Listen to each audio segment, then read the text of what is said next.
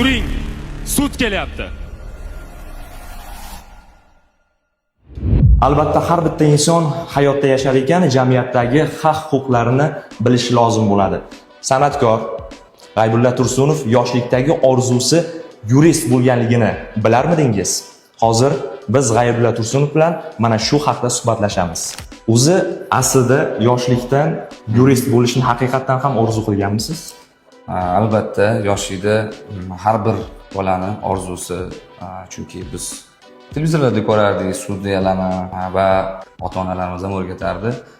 Bolam katta sudya bo'lsin yoki yurist bo'lsin deb o'rgatishardi, niyat qilishardi va o'sha niyatlar bizda ham bo'lardi. Katta bo'lsam, xudo xolasa o'zimni haq-huquqimni biladigan va haqni, nohaqni ajratadigan bir sudya bo'lish niyatim bo'lardi yoshlikda. Afsus, hozir men san'atkorman, lekin yurakda hali ham bor. Yurakda hali ham sudya bo'lish orzusi kimtik bo'lib qolgan. Albatta. Aka, hozir siz Saburayxon Beruniy universiteti Samarqand kampusida turibsiz. Sizda yuqorida aytganingizdek, orzuyingizni amalga oshirish imkoniyati bor. Bu yerda yo'nalishlar shunda yurisprudensiyada ikkinchi mutaxassis uchun o'qishga imkoniyatlar bor. Albatta hozir. Avval o'qisam bo'ladi. Albatta o'qisangiz bo'ladi. Sud zaliga chiqib kelgunimizga qadar ko'rgan bo'lsangiz kerak.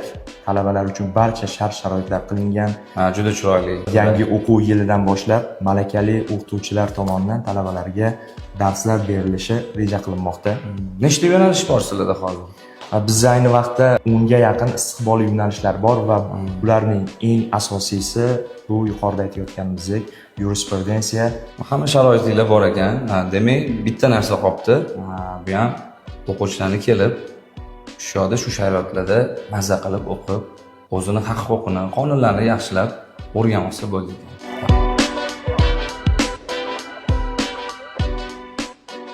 Menga va boshqa viloyatdagi o'rtoqlarimizga, do'stlarimizga ham juda ham qiziq bo'lsa kerak. Xudo xolasa, men o'zimni shu o'qishda sinab ko'raman, shu orzularimni birini amalga oshiraman va imtihonlarga kelaman albatta, nasib qilsa. Siz qachon kelasiz o'qishga?